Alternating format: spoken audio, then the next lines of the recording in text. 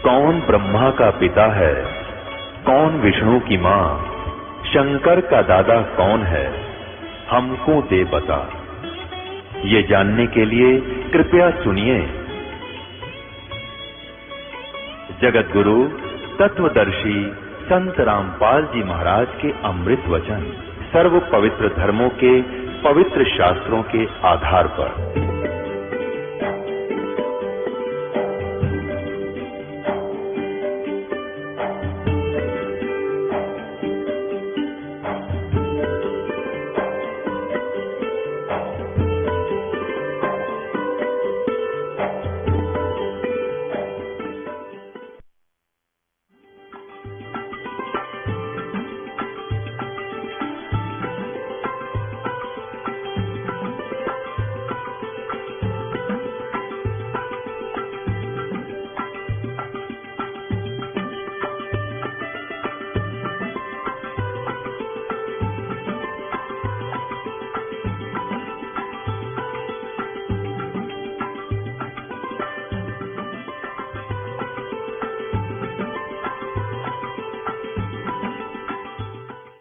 वो परमात्मा कौन है, उसका उत्तर 8वें अध्याय के 3 श्लोक में गीता ज्ञानदाता ने दिया है कि वो परम अक्षर ब्रह्म है।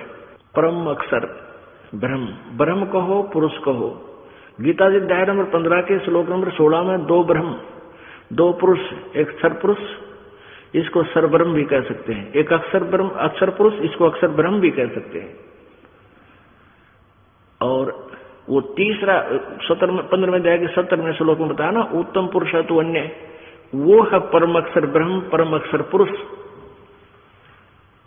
तो यहाँ गीता अध्याय नंबर 18 के श्लोक नंबर 62 में कहा कि अर्जुन तू सर्वभाव से उस परमेश्वर की शरण में जा जिसकी कृपा से तू परम शांति और शाश्वत स्थानम, शाश्वतम स्थानम, शाश्वत माने सदा रहने वाला जिसका नाश कभी ना हो, स्थान कहो, धाम कहो, लोक कहो, देश कहो, तो हम उसे सतलोक कहते हैं, उसको शाश्वत स्थान भी कह सकते हैं, शाश्वत परमधाम, सनातन परमधाम भी कहते हैं। तो इसलिए कहा कि तू उस परमेश्वर की शरण में जा, भजन करो उस रब दा जो दाता है कुल सबका, उस रब का, उस राम का, उस अल्लाह का, उस गॉड का जो सबसे न्यारा है, उसकी भक्ति करने के लिए संकेत दिया गया है कि राम नाम रटते रहो। अब यहां जो राम नाम के लिए संकेत प्रभु दे रहे हैं, ईव समझ में होगा आपको, आपका नहीं तो हम इनकम्प्लीट नॉलेज होता है। नीम हकीम गुरुओं के चक्कर में पड़कर अभी तक हमारी बुद्धि यही भ्रम रही थी कि राम नाम, देखो कबीर जी भी तो कहते हैं राम का नाम जपो, वो भी तो इस दशरथ पुत्र को ही की और संकेत कर रहे हैं। ये अल्पज्ञता थी, ये लोक वेद था। अब हमें पता चला वो किस राम की तरफ संकेत कर रहे हैं। हमारे सभी संत ग्रंथ भी किसी और ही राम की तरफ, और उसके बारे में वो सदग्रंथ स्वयं नहीं जानते। परमेश्वर खुद कहते हैं वेद हमारा भेद है, कबीर जी कह रहे हैं, और मैं ना वेदन के माही, और जौन वेद से मैं मिलूं ये वेद जानते नहीं। यजुर्वेद अध्याय नंबर 40 के श्लोक नंबर 10 से लेकर 13 तक 2 बार संकेत किया है, स्पष्ट किया है कि परमात्मा के बारे में कोई तो उत्पन्न होने वाला कहता है, कोई न उत्पन्न होने वाला कहता है, यानी कोई साकार बताता है, कोई कहता मां से जन्म लेता है जैसे राम श्री कृष्ण आदि आए, कोई कहता है जो जन्म नहीं लेता है। कहते हैं ये यथार्थ ज्ञान भी कोई तत्वदर्शी संत बताएंगे, उनसे सुनो। यानी वेदों में क्लियर नहीं है कंसेप्ट, वो तत्वदर्शी संतों की तरफ ही संकेत किया कि उनसे सुनो। और अपने बारे में बताया है 15वें अध्याय 40वें अध्याय के यजुर्वेद में 15वें श्लोक में कि वायु अनिलम भस्मांतम इथम शरीरम, ओम कर्तो समर कलवे समर और कर्तुम समर। अपना नाम के अपना मंत्र बताया है कि मेरा सत ओम नाम का जब ओम मंत्र है, इसको काम करते करते सेवन करो और विशेष कसक के साथ सेवन करो। मनुष्य जीवन का प्रथम कर्तव्य जान के सेवन करो। तो अंत समय में जब शरीर भस्म होगा, अंत होगा, तब तुम इस सत्र का जो लाभ तुम्हें मिलना है, इस सत्र का जितना तुझे मोक्ष मिलना है, उतने अमर हो जाओगे। फिर 70वें श्लोक में स्पष्ट कर दिया मंत्र में, यजुर्वेद अध्याय नंबर 40 के मंत्र नंबर 17 में 2 भगवान बताए। अब देखो पुण्यात्माओं, कहते हैं चोर चुरावा तूंबड़ी और वो गड्ढे पानी में और वो गड्ढे हुआ ऊपर आवे न सच्चाई छानी ना। ये महर्षि दयानंद जी थे जो जिनने आर्य समाज का प्रवर्तक माना जाता है। इनकी अपना सिद्धांत है कि वेदों में कहीं भी ऐसा नहीं लिखा जिसे अनेक परमात्मा सिद्ध हों। इनके द्वारा अपने अनुभव की लिखी पुस्तक सत्यार्थ प्रकाश समलास नंबर 7 के प्रथम में ही लिखा है। और वेदों का अनुवाद करते समय ये नहीं छुपा सके सच्चाई को और स्पष्ट करना पड़ा, क्योंकि वेदों में या गीता जी में विशेष 2 भगवानों के विषय में ही, क्योंकि यही प्रोसेस के अंदर हमारे 2 भगवान हैं, ब्रह्म और पूर्ण ब्रह्म। पर ब्रह्म ये साइड में है, ये हमारा सब्जेक्ट नहीं है, ये अलग है, इससे हमारा इतना लिंक नहीं है। हम इस ब्रह्म के जाल में फंसे हैं, हमने पूर्ण ब्रह्म में जाना है। बीच में इसके परब्रह्म के जो इस लोकों में से हमने जाना है, इसलिए इसका इतना ज्ञान और इसकी भक्ति, इसकी कमाई मजदूरी ये हमने करनी पड़ेगी। अब देखना, ये यजुर्वेद महर्षि दयानंद सरस्वती द्वारा अनुवादित। अब इसको महर्षि सरस्वती इसलिए कहना पड़ेगा कि पक गया इसका नाम, ना तो महर्षि था, इसको तो कै ख का भी ज्ञान नहीं था किसी क्षेत्र का, ना वेदों का, अध्यात्म ज्ञान 0, समाज ज्ञान 0। इसका आप दिखा दूंगा इसके सत्यार्थ प्रकाश में, जो इनका अनुभव सारे जीवन का जो इसका अनुभव था उसमें वो लिख के। अब जैसे हमारे भगवान कबीर जी, उन्हीं से परिचित गरीबदास जी, उन्हीं से परिचित नानक साहब जी, उन्हीं से परिचित दादू साहब जी, उन्होंने जो भी अनुभव किया अपने जीवन का, उन्होंने भी अपनी अमृतवाणी में अपने वो लिख कर चले गए। और आज वो वेदों और गीता सबसे मिल रहा है, उससे आगे का जो ज्ञान परमात्मा ने बताया उनसे मिल रहा है। ऐसे ही उन्होंने उतना प्राप्त किया था। अब उन वाणी ने पढ़ लेना चाहे उनके ये सोच लें कि उनको इतना ज्ञान था। ऐसे ही सत्यार्थ प्रकाश पढ़ लो और ये सोच लो कि दयानंद ने कितना ज्ञान था, कति क्लियर हो जाएगा। तो अब वेद जो है ये ब्रह्म द्वारा दिए गए। अनुवादकर्ताओं ने अनुवाद अपने अनुभव अनुसार करने की चेष्टा भी की, लेकिन सच्चाई फिर भी नहीं छुप सकी। अब देखिए यजुर्वेद, ये देखिएगा यजुर्वेद, ये महर्षि दयानंद सरस्वती कृत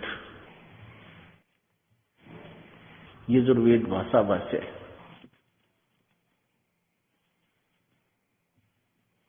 ये है प्रकाशक सर्वदेशी कार्य प्रतिनिधि सभा 2/5 महर्षि दयानंद भवन, रामलीला मैदान, नई दिल्ली।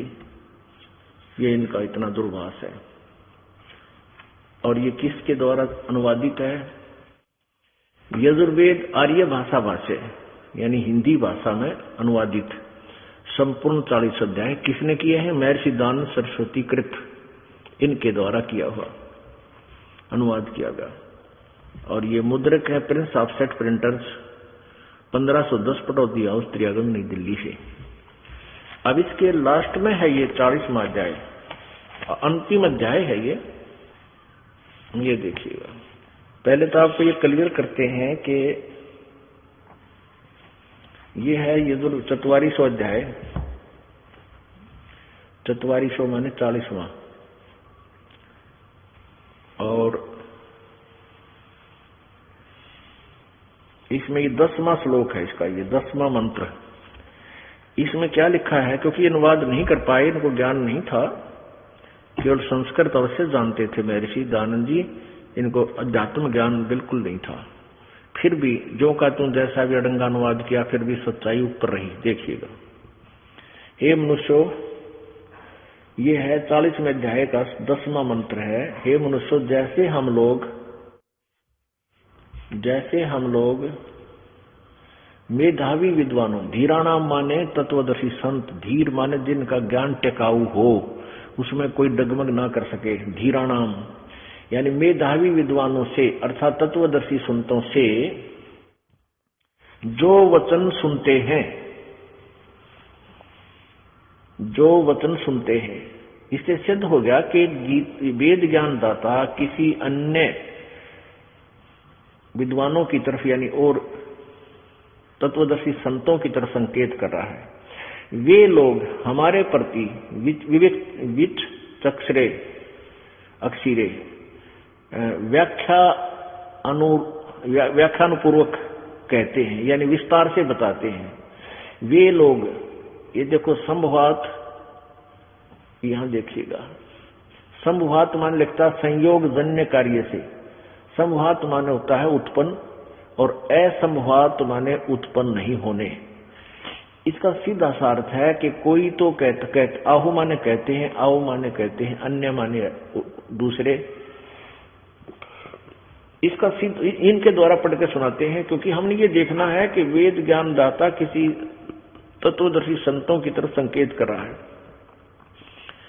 हे मनुष्यों, जैसे हम लोग मेधावी विद्वानों यानी तत्वदर्शी संतों से वचन सुनते हैं, वे लोग हमारे प्रति यानी हमारे को व्याख्यानुपूर्वक कहते हैं, विस्तार से बताते हैं।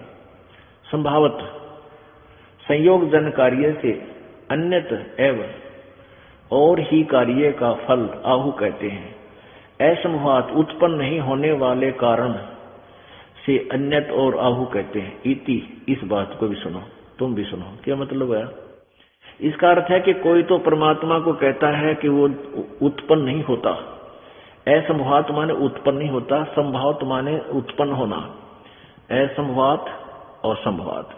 कोई तो परमात्मा को कहता है जन्म नहीं लेता, कोई कहता है, दूसरे कहते हैं जन्म लेता है। कहते इस ज्ञान को तुम तत्वदर्शी संतों से सुनो, वो बताओगे। और फिर इसी के 40वें अध्याय के 13वें मंत्र में फिर सेकंड किया है, दोबारा फिर कहा है। ये 44वां अध्याय 40वां अध्याय यजुर्वेद का, यजुर्वेद भाषा भाष्य 44वां अध्याय इसके 13वें मंत्र में, हे मनुष्यों, जो विद्वान लोग यानी तत्वदर्शी संत हमारे लिए व्याख्या अनुपूर्वक कहते हैं, पूर्वक विद्या का अन्य ही कार्य फल आहु कहते हैं। अविद्या पूर्व मंत्र से प्रतिपादन की अविद्या का अन्य ही कहते हैं। इस प्रकार धीराणाम आत्मज्ञानी विद्वानों से यानी तत्वदर्शी विद्वानों से उस वचन को हम लोग सुनते थे, ऐसा जानो। अब ये तो इसने जो भी गोलमोल किया है, हमने अपना मतलब सिद्ध करना है कि वेदों में संकेत किया हुआ है कि कंप्लीट ज्ञान नहीं है, और शेष ज्ञान किसी अन्य तत्वदर्शी संतों से सुनने को ही कहा गया है। तो परमात्मा स्वयं कहते थे कि वेद हमारा भेद है, और हम ना वेदन के माही, यानी मेरा कंप्लीट ज्ञान वेदों में नहीं है। और जौन वेद से, और जिस वेद से मैं मिलूं वो ये वेद जानते नहीं। वेद मेरी ही महिमा बता रहे हैं कि वो परमात्मा पूर्ण है, वो सबका मालिक है, वही पूजा के योग्य है, उसी की भक्ति कीजिए। लेकिन उन वेदों में मेरे पाने की विधि प्रॉपर नहीं है। गीता जी अध्याय नंबर 17 के श्लोक नंबर 23 में 3 मंत्र बताए हैं। एक ओम, ओम तो सीधा ब्रह्म का है, ये तो कलियर रुक के मार रखे इसने, और तत् और सत ये क्लियर नहीं कर रखी। नहीं तो अगर यही मंत्र फाइनल होता तो ये कहने की आवश्यकता नहीं पड़ती। चौथे अध्याय के 34वें श्लोक में गीता जी में कि उस तत्व ज्ञान को तो तू तत्वदर्शी संतों के पास जाकर समझ। इसलिए ये मंत्र कंप्लीट नहीं है, ये तो तत्वदर्शी संत ही बताएगा। और वो 3 भगवानों का है, जैसे गीता जी अध्याय नंबर 15 के श्लोक नंबर 16 और 17 में 3 प्रभु आपको स्पष्ट किए। यही इसी प्रकार इन तीनों के ये 3 मंत्र हैं। ओम मंत्र सरपुरुष यानी सरब्रह्म का, और ये तत्व ये गुप्त है, संकेती के दास पता होगा, ये परब्रह्म का यानी अक्षर पुरुष का, अक्षर ब्रह्म का, और सत्य ये भी सांकेतिक है, ये परम अक्षर ब्रह्म का। तो तीनों के 3 मंत्र हैं, ये गुप्त है। इसलिए परमात्मा कहता है वेद हमारा भेद है, पर मैं ना वेदन के माही, और जौन वेद से मैं मिलूं वेद जानते नहीं। जिस मंत्र से, जिस ज्ञान से मेरी प्राप्ति हो, इन वेदों में उसका स्पष्टीकरण नहीं है। अब देखो ये वही 44वां अध्याय चल रहा है, इसमें 2 भगवान न्यारे न्यारे बताए हैं, क्योंकि ये परिभाषा प्रभु की आपको बताई जा रही है। 44वां अध्याय यानी 40वां अध्याय यजुर्वेद, ये महर्षि दानव द्वारा ही इसका अनुवाद है। ये 15वें श्लोक में मंत्र में क्या लिखा है 40वें अध्याय के, वायु अनिलम अमृतम इथम इदम अथ इदम भस्मांतम शरीरम ओम कर्तो समर किलवे समर और कर्तुम समर। ओम नाम का जाप काम करते करते सिमरन करो, विशेष कसक के साथ सिमरन करो, मूल्य कर्तव्य जानकर अपना कर्तव्य समझकर मनुष्य जीवन का, कि मनुष्य जीवन में केवल भगवान भक्ति ही उद्देश्य मूल है, इसलिए इसका सिमरन अवश्य करो। अब स्वामी जी का अनुवाद देखियो, तेरा गजब भैया। हे कर्म करने वाले जीव तू शरीर छूटते समय ओम।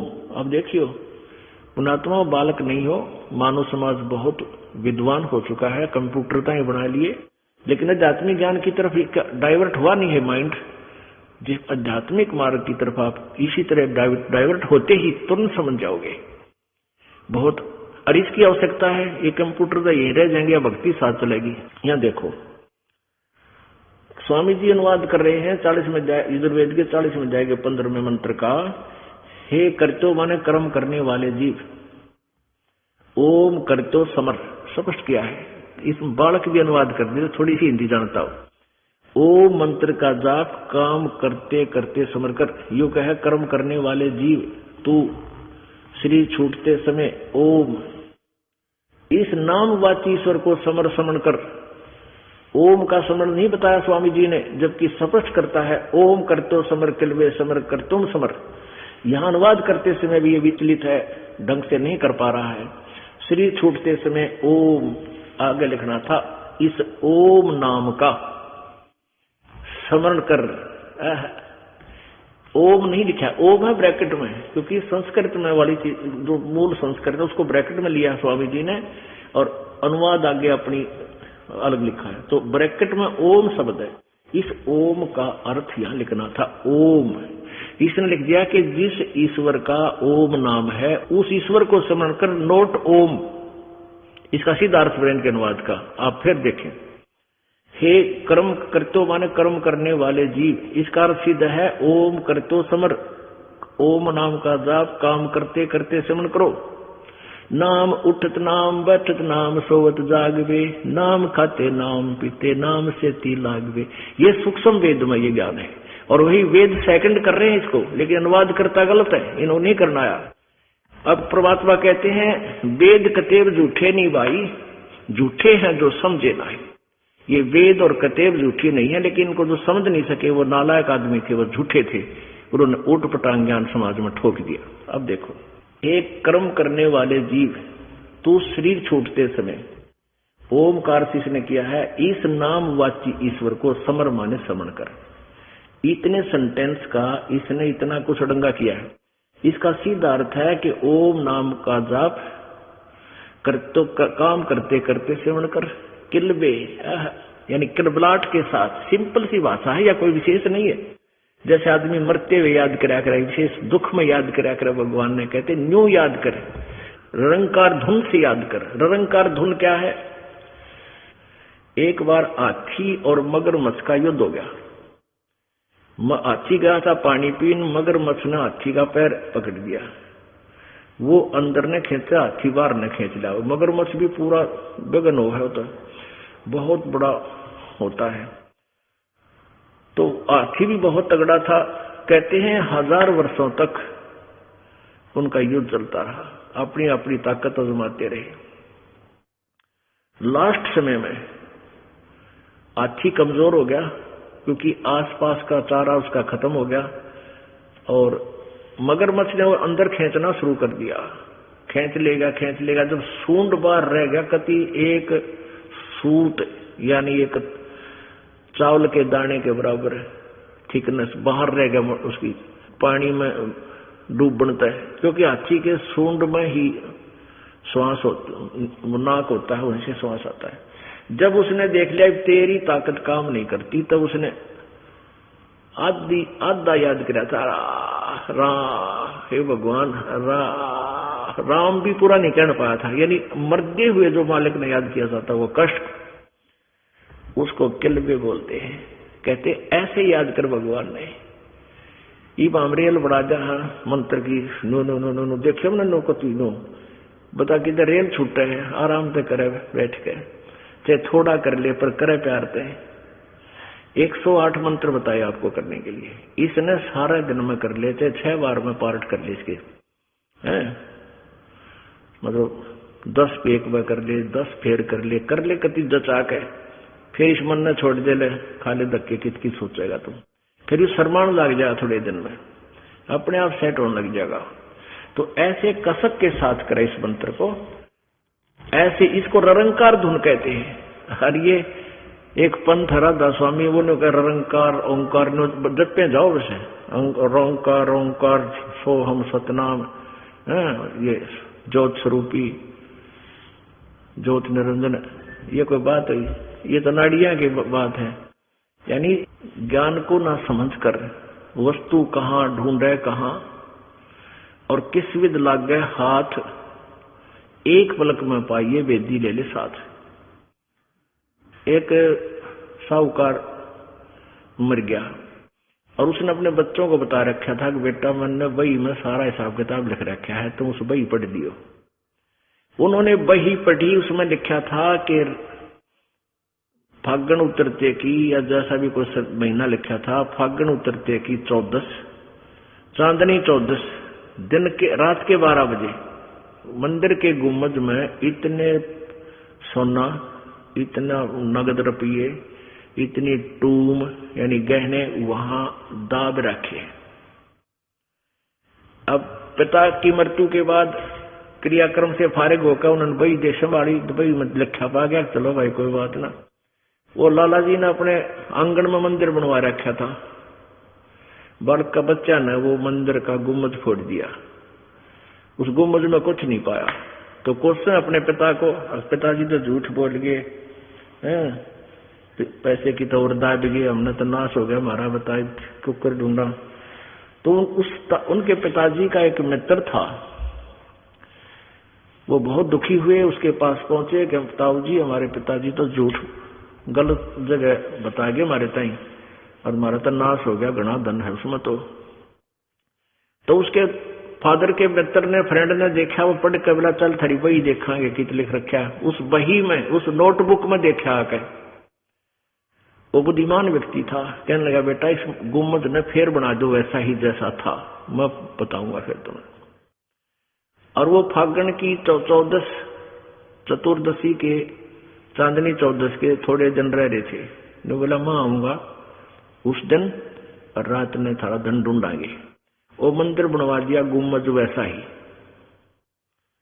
बनवा दिया था। रात को उस फागुन उतरते की यानी चांदनी 14 को रात के 12 बजे जहां गुम्बद की छा जाती थी आंगन में, गुम्बद की, मंदिर के गुम्बद की जहां छाया जाती थी, वहां उनके फादर के फ्रेंड ने निशान कला दिया, बेटा खोदो। वहां खोदा जो का तो पा गया। तो यहाँ परमात्मा कहते हैं ये वेद और गीता जी सांकेतिक शब्द हैं। परमात्मा का भी जो ग्रंथ है कबीर जी का सूक्ष्म वेद, कबीर वाणी, कबीर सागर, ये सांकेतिक शब्द हैं, क्योंकि परमेश्वर ने कहा था धर्मदास तो लाख दोहाई, ये सार ज्ञान मूल ज्ञान कहीं बार न जाई। अब इस दास को बता दिया, वो बही खोल के दिखा दी, यो कहाँ रखा है धन ढूंढ ले भाई, ये है वास्तविक। तो यहाँ वो धन नो का नो पा गया। तो कहते हैं वस्तु कहाँ और खोजे कहाँ, किस विद लागे हाथ, एक पलक में पाइए भेदी ले ले साथ। तो भेदी यानी तत्वदर्शी संत से ही सदग्रंथ समझ में आ सकते हैं। परमात्मा कहते हैं गुरु बिन काहू न पाया ज्ञाना, जो थोथा वो छड़े किसाना। और गुरु बिन वेद पढ़े, जो प्राणी समझे न सार रहे अज्ञानी। ये अब आज तक के ब्राह्मण ऋषि महर्षि ब्रह्मा विष्णु महेश और ये सब अज्ञानी थे, वेदों से अपरिचित थे। और इस कलयुगी महर्षि दानंद की तब के गुजरी थी, वो कोई वेदों को समझ सके। अब यहां एक बात और अड़गी, प्रथम बार कोई सुन रहा होगा, भक्त देख रहा होगा, इस परमात्मा की महिमा के ज्ञान को सुन रहा होगा टीवी पे, तो बिदक जागा।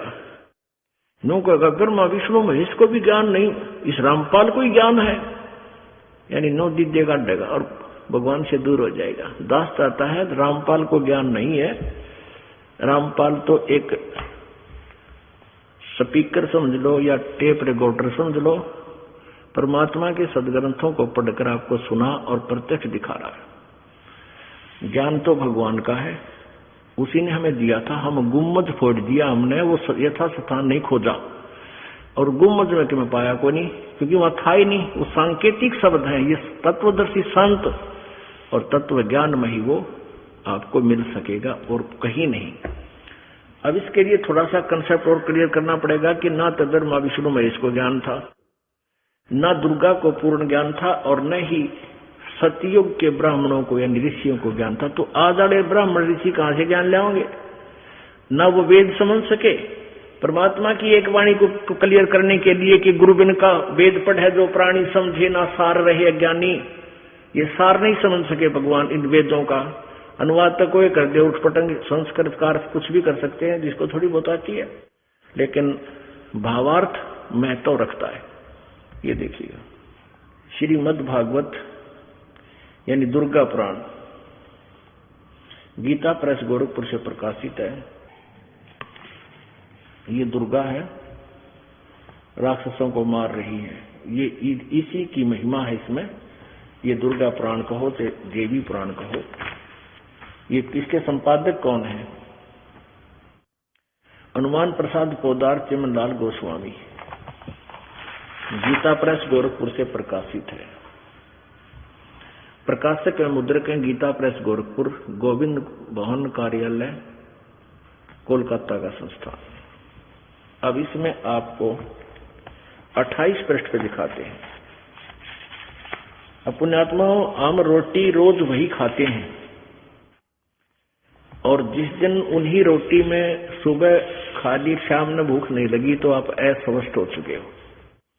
जब तक आप स्वस्थ हो रुचि पूरी बनेगी, भूख प्रॉपर लगेगी। ऐसे ही परमेश्वर के ज्ञान में 100 बार भी सुनोगे, 100 बार ही आपको अच्छा लगना चाहिए, तो आपका भक्ति स्वस्थ चल रहा है, आप ठीक चल रहे हो। अन्यथा आपको लगता है तो कई बार सुन लिया, पहले भी सुना था, तो आप में कोई कर्म की मार फिर जोर दे रही है। उसका इलाज भी यह है कि ना चाहते हुए इसी कड़वी टेबलेट ने खाते रहना। यह ज्ञान सुनना ही सुनना पड़ेगा, और इसी से फिर देखना सेट हो जाता, 2 मिनट के बाद रुचि हो जाती है। अब देखिएगा, ये पहला स्कंद और पृष्ठ 28 पे यहां देखिएगा, नारद जी और व्यास जी की वार्ता हो रही है। नारद जी ने कहा, महाभाग व्यास जी, तुम इस विषय में जो पूछ रहे हो ठीक ही प्रश्न मेरे पिताजी ने भगवान श्री हरि से किया था, यानी विष्णु जी से। देवादिदेव भगवान जगत के स्वामी हैं, लक्ष्मी जी उनकी सेवा में उपस्थित रहती हैं। ये उनकी शोभा बता रखी है, वो किसे हैं भगवान। वे चराचर जगत के आश्रयदाता हैं। अब क्या कह रहा नारद जी, वे चराचर जगत के आश्रयदाता हैं, जगत गुरु एवं देवताओं के भी देवता हैं। ऐसे जगत प्रभु भगवान श्री हरि महान तप कर रहे थे, उनकी समाधि लगी थी। यह देखकर मेरे पिता ब्रह्मा जी को बड़ा आश्चर्य हुआ। अतः उन्होंने उनसे जानने की इच्छा प्रकट की। ब्रह्मा जी ने पूछा, प्रभु आप देवताओं के अध्यक्ष, जगत के स्वामी, भूत भविष्य एवं वर्तमान सभी जीवों के एकमात्र शासक हैं। भगवान फिर आप क्यों तप कर रहे हैं और किस देवता के आराधना में ध्यान मगन है? मुझे असीम आश्चर्य तो यह हो रहा है कि आप देवेश्वर एवं सारे संसार के शासक होते हुए भी समाधि लगाए बैठे हैं। अब विष्णु जी ने के ज्ञान दिया, बताया। ब्रह्मा जी के विनित वचन सुनकर भगवान श्री हरि यानी विष्णु जी कहने लगे, ब्रह्मन सावधान होकर सुनो, मैं अपने मन का विचार व्यक्त करता हूँ। देवता, दानव, मानव सब यही जानते हैं कि तुम सृष्टि करते हो, मैं पालन करता हूँ और शंकर संहार क्या करते हैं, किंतु फिर भी वेद के पारगामी पुरुष अपनी युक्ति से सिद्ध करते हैं कि रचने, पालने और संहार करने की यह योग्यता जो हमें मिली है, इसकी अधिष्ठात्री शक्ति देवी है यानी दुर्गा है। वे कहते हैं कि जो आगे छोड़ो, उस शक्ति के अभाव में तुम इस संसार की सृष्टि नहीं कर सकते, मैं पालन करने में सफल नहीं हो सकता और रुद्र से संहार कार्य भी होना संभव नहीं। ब्रह्मा जी, हम सभी उस शक्ति के सारे ही अपने कार्य में सदा सफल होते आए हैं। अब देखो कितने कंसेप्ट क्लियर होंगे कि समर्थ नहीं है ब्रह्मा विष्णु महेश। सुवर्थ, प्रत्यक्ष और प्रोक्ष दोनों उदाहरण मैं तुम्हारे सामने रखता हूँ, सुनो। यह निश्चित है कि उस शक्ति के अधीन होकर ही मैं इस शेषनाग के सैया पर सोता और सृष्टि करने का अवसर आते ही जाग जाता हूँ। मैं सदा तप करने में लगा रहता हूँ। उस शक्ति के शासन से कभी मुक्त नहीं रह सकता। कभी अवसर मिला तो लक्ष्मी के साथ सुखपूर्वक समय बिताने का सौभाग्य प्राप्त होता है।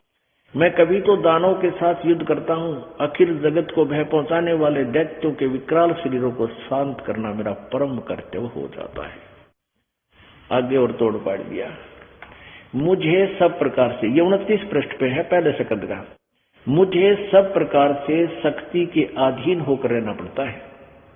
मैं दुर्गा के अधीन हूँ और उन्हीं भगवती शक्ति का, दुर्गा का मैं निरंतर ध्यान किया करता हूँ, यानी मैं उससे की पूजा करता हूँ।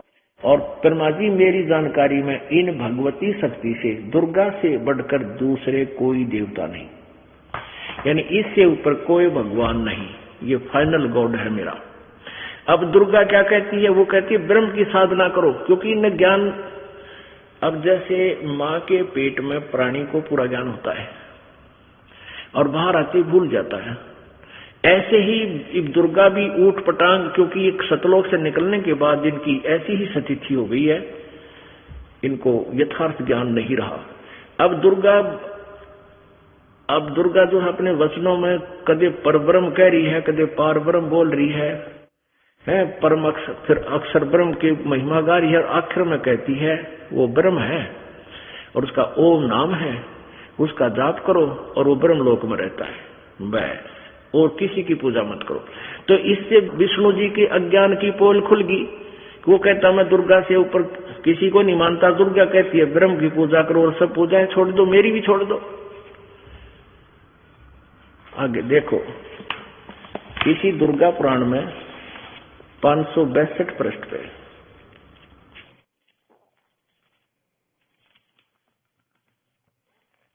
ये है 7वां स्कंद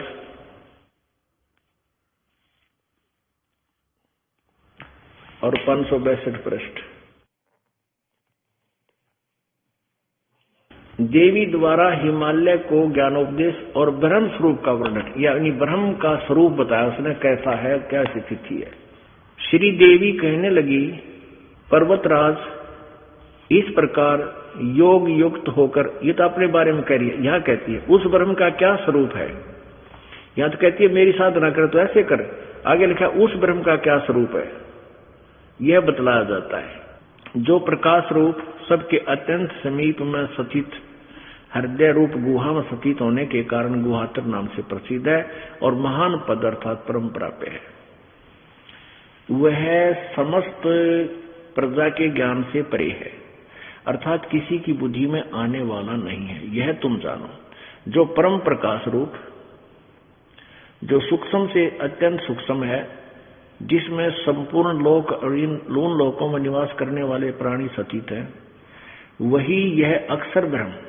अब देखो यहाँ अक्षर ब्रह्म कहा है, वही सबके प्राण है, वही सबकी वाणी है और वही सबके मन है यह वह परम सत्य और अमृत अविनाशी तत्व है। सौम्य उस वेदने योग लक्ष्य को तुम वेदन करो, लक्ष्य का तुम वेदन करो, मन लगाकर उसमें तन्मय हो जाओ। सौम्य उपनिषद में कथित महान अस्त्र रूप धनुष लेकर उस पर उपासना द्वारा तीक्ष्ण किया हुआ बाण संधान करो और फिर भावानुगत चित्त के द्वारा उस बाण को खींचकर उस अक्षर रूप ब्रह्म को ही लक्ष्य बनाकर वेधन करो। उसका के मंत्र बताओ है आखिर में, ओम परमण ओम धनुष है, जीवात्मा बाण है, ब्रह्म को उसका लक्ष्य कहा जाता है। ब्रह्म आगे देखो, उस एकमात्र परमात्मा को ही जाने, दूसरी सब बातें छोड़ दे। यानी अपनी पूजा को भी नकारा करती है और किसी की पूजा नहीं, केवल ब्रह्म पूजा करें। यही अमृत रूप परमात्मा के पास पहुंचने का पुल है, संसार समुद्र से पार होने का, अमृत रूप परमात्मा को प्राप्त करने का सुलभ साधन है। इस आत्मा का ओम के जप के साथ ध्यान करो।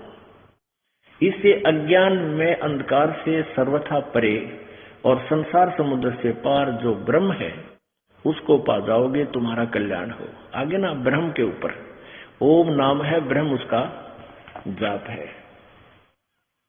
और वो कहाँ रहता है? वह यह सब का आत्मा ब्रह्म ब्रह्मलोक रूप दिव्य आकाश में स्थित है, वहां रहता है। अच्छा, ये तो अब ये परमात्मा का एक सेंटेंस, वेद कतेव झूठे ना भाई, झूठे हैं जो समझे नाही, गुरु बिन काहू न पाया ज्ञाना, ज्यों थो था घुस छड़े किसाना, गुरु बिन वेद पढ़े जो प्राणी, समझे न सार रहे अज्ञानी। गुरु के बिना, इससे सिद्ध है कि ना ब्रह्मा जी को गुरु मिला, ना विष्णु जी को मिला, ना शिव जी को मिला, ऋषि में ऋषियों को इनको तो मिलना ही कहाँ था। यानी गुरु नहीं मिला जो वेदों का निर्णय कर सके। जो परमात्मा आए थे इन्होंने उनकी बात मानी नहीं, काल प्रेरणा से स्वयं ही विद्वान पाके रहे, सारे समाज का नाश कर दिया नकली ऋषियों ने और महर्षियों ने। अब ये तो ज्ञान हो गया ब्रह्मा विष्णु महेश का और दुर्गा का, कितना ज्ञान था इनको।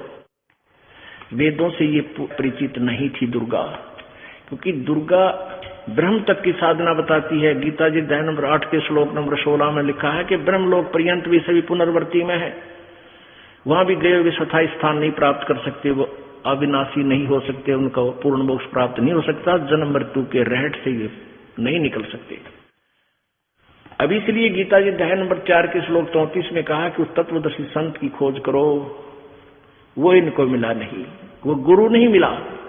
यही अभी वेदों में आपको प्रमाण दिया जा रहा है। यजुर्वेद अध्याय नंबर 40 के श्लोक नंबर 10 और 13 में इस मंत्र में स्पष्ट कहा है कि वेद ज्ञानदाता कहता है कि यथार्थ ज्ञान तूने जानना है तो तत्वदर्शी संतों से सुनो, वो बताओगे ठीक ठाक वास्तविकता। अब सतयुग के ऋषियों के बारे में, ब्राह्मणों के बारे में क्या सोच थी वो आपको बताते हैं। 414 पृष्ठ पे इसी देवी पुराण के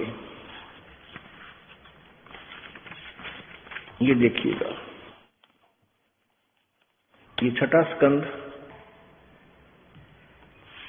और पृष्ठ नंबर 414 पे ये है संक्षिप्त देवी भागवत छठा स्कंद। जन्मे जय ने पूछा महाभाग किस युग में कैसा धर्म का स्वरूप है, इस संपूर्ण विषय को विशेष रूप से बताने की कृपा कीजिए। ये writer of Purana Veda and Gita Vyas ji, ये सब का लेखक है। और ये क्या बोल रहा है देखना। व्यास जी बोले,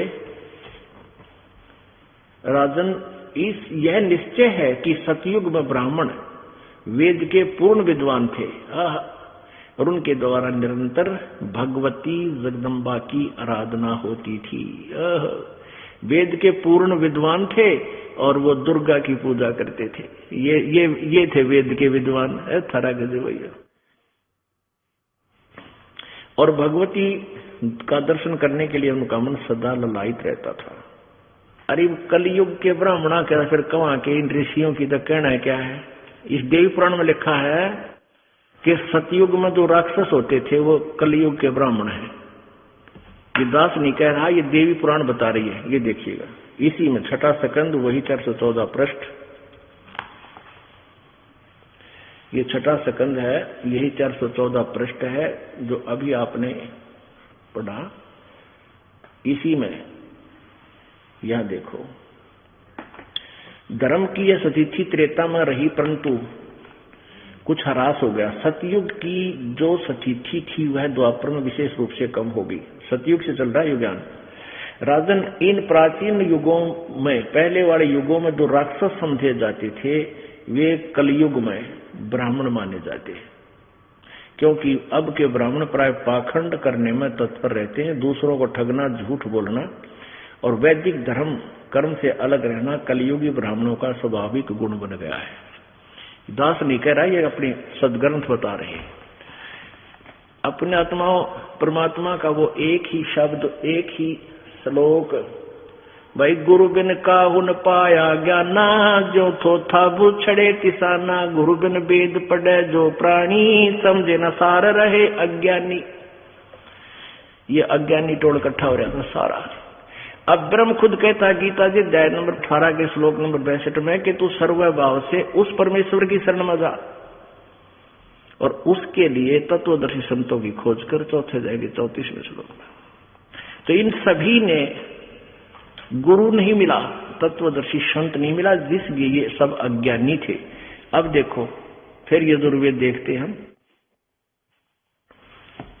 ये यजुर्वेद ये महर्षि दानव सरस्वती द्वारा अनुवादित है। आज परिभाषा प्रभु की के ऊपर विशेष विवरण है हमारा। तो इन्होंने क्या ये इसलिए क्लियर कर रहे हैं सारा कि परमात्मा ब्रह्म, परब्रह्म और पूर्ण ब्रह्म, ये तीन परमात्मा से परिभाषा प्रभु कंप्लीट होती है। प्रकाशक है सार्वदेशिक कार्य प्रतिनिधि सभा 2/5 महर्षि दान भवन, मरंदा मैदान, नई दिल्ली। अनुवादक है महर्षि दानंद। यजुर्वेद भाषा भाष्य महर्षि दानंद सरस्वती कृत, पूरे 40 अध्याय। और ये कहां से छपी है? वही Prince offset printers, 1510 Pataudi house, Daryaganj, नई दिल्ली से। अब हम ये पढ़ते आ रहे हैं यजुर्वेद भाषा भाष्य अध्याय नंबर 44 यानी 40वां, ये 15वां पढ़ रहे थे। इससे इन अज्ञानियों की झलक आई थी, इसलिए ये प्रसंग बीच में सुनाना पड़ा। ये देखिएगा, इसमें सीधा अर्थ है वायु अनिलम अमृतम अथम इदम, अथ इदम भस्मांतम शरीरम, ओम करतो समर किलवे समर और करतुम समर।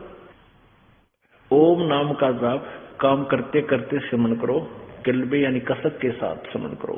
कति जैसे आदमी घनी जानी मरते हुए याद करता है, ररंकार इसको बोलते हैं। आधा राय बोल रहा था, इतने में मालिक ने उसकी मदद की आकर के डूबते हुए। तो ऐसे आप भक्ति करोगे तो थोड़ा मंत्र कर लेना, कति कसक के साथ करना, वो सीधा जमा होता आपका जा करके।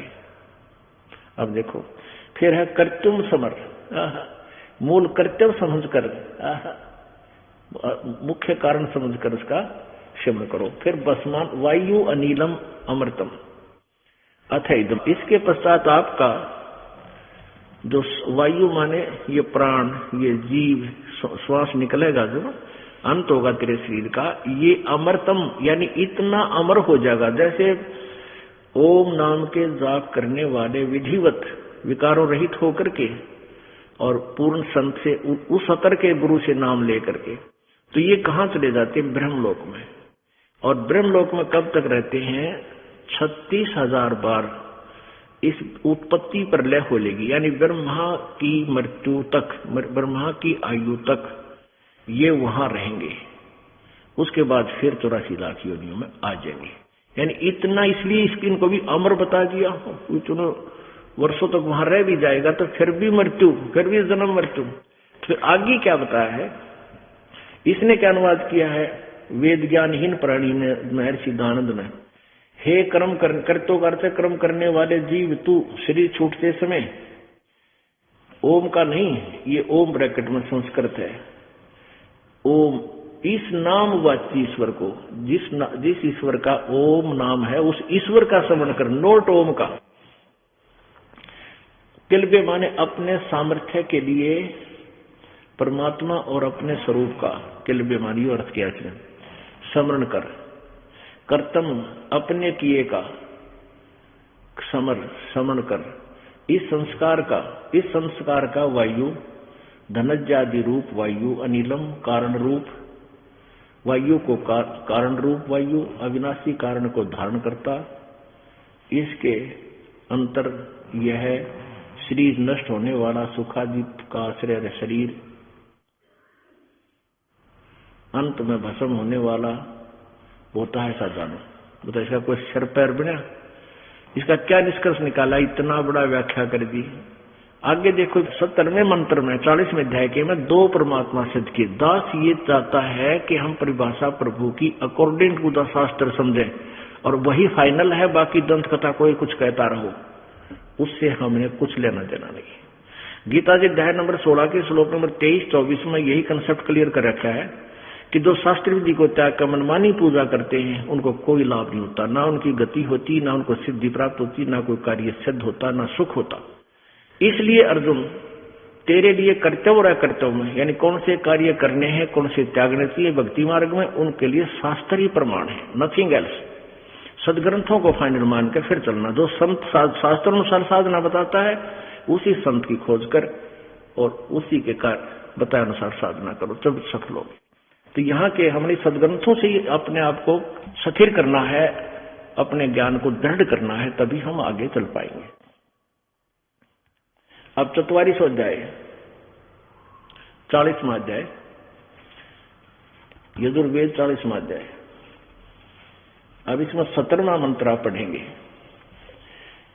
इसमें क्या लिखा है? हर्मेन पात्रेण सतस्य अपहितम मुखम, ये असौ आदित्य पुरुष है, स असौ अहम ओम खम ब्रह्म। अब इसका अनुवाद क्या लिखा है स्वामी जी ने? हे मनुष्यो, जिस ज्योति स्वरूप, हिरमेन ज्योति स्वरूप, पात्रेण रक्षक मुद से,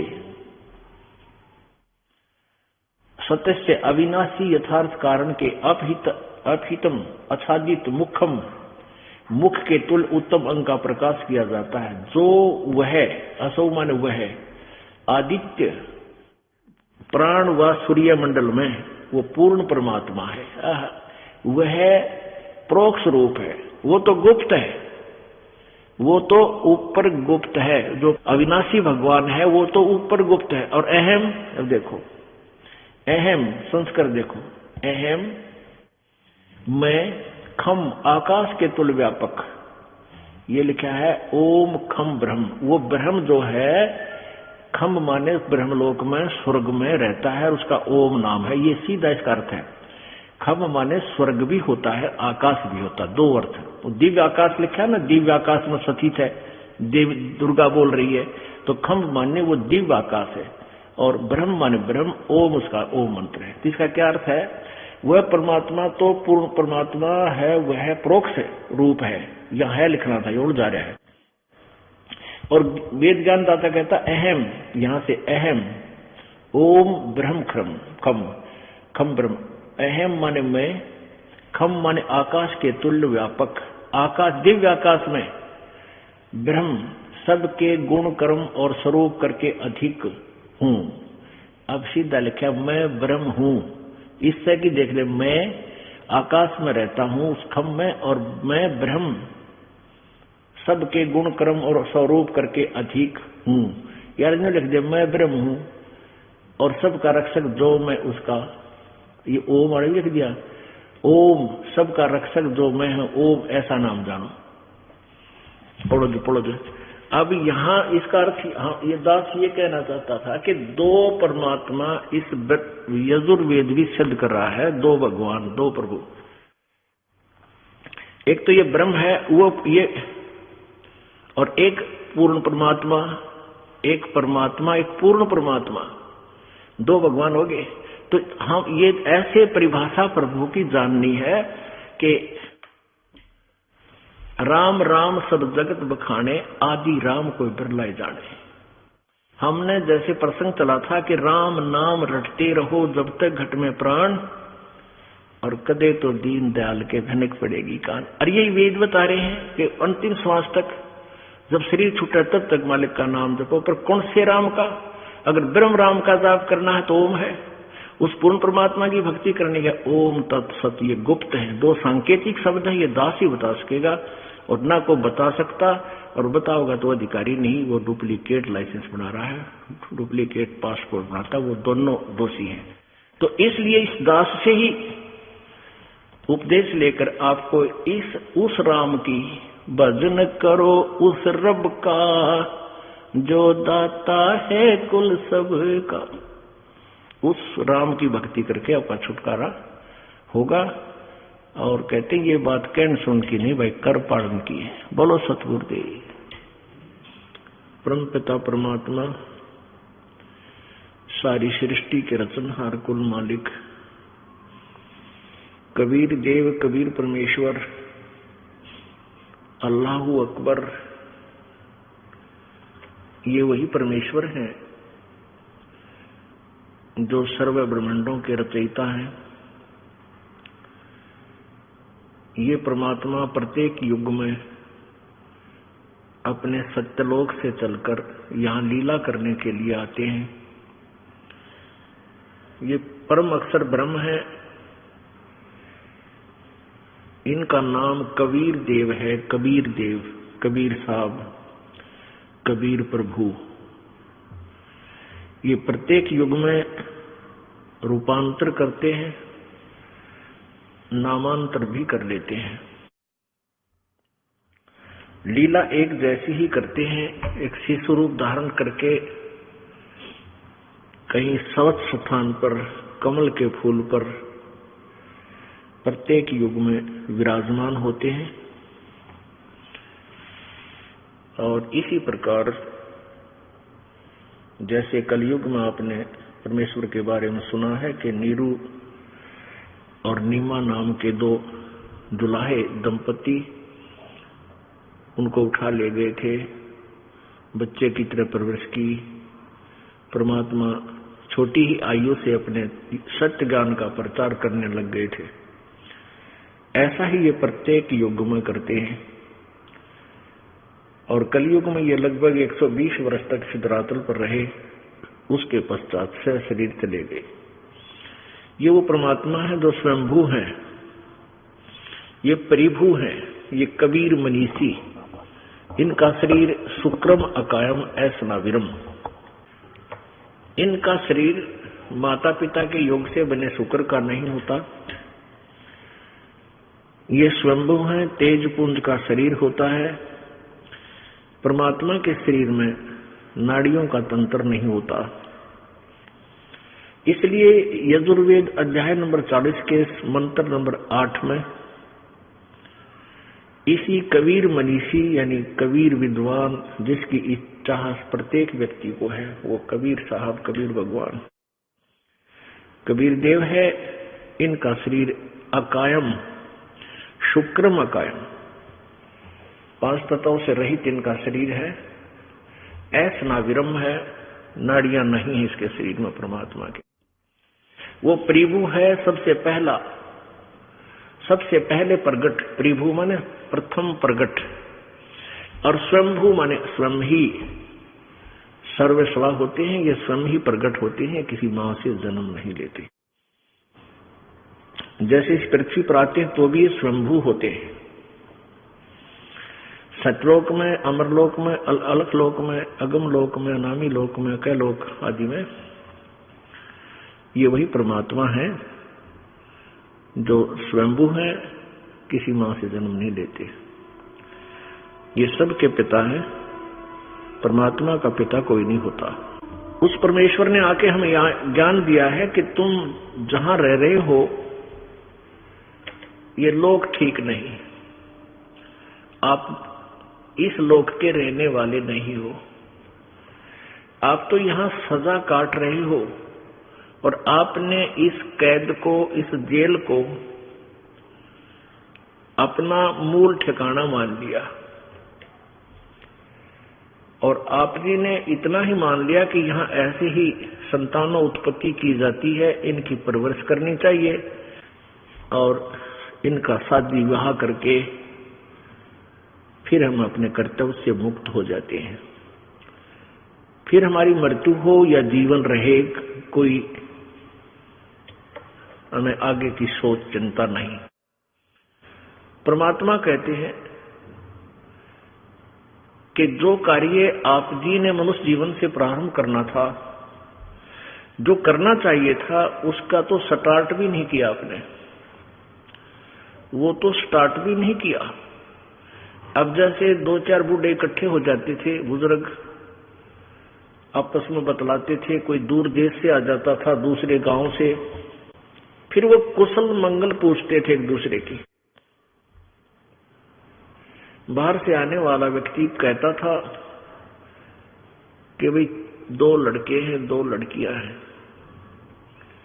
उनका शादी विवाह कर दिया है, सब बाल बच्चेदार हैं और हम अपने कर्तव्य से मुक्त हो चुके हैं और हमारा तो बेड़ा पार हो गया, ये अब भगवान कद्दे उठा ले, यानी कभी मृत्यु हो जा, हमारा तो जीवन सफल हो गया। अब परमात्मा के ज्ञान की इस रोशनी में हमें पता चला कि वो जीवन तो बर्बाद कर दिया, सफल नहीं, व्यर्थ कर दिया। जिसके भी भाग्य में लड़का है या लड़की है, ये पूर्व निर्धारित होता है, ये प्रारब्ध में पूर्व ही आपके अंकित होता है और वही आपके को मिलता है, चाहे लड़का होता है या लड़की, संपत्ति जो भी आपको मिलना है वही मिलेगी, जो भी आपका पद पोस्ट प्राप्त होना है वो भी वही मिलेगा। जब तक हम पूर्ण परमात्मा कबीर जी की शरण में नहीं आते, तब तक हम केवल अपना प्रारब्ध ही भोगते हैं।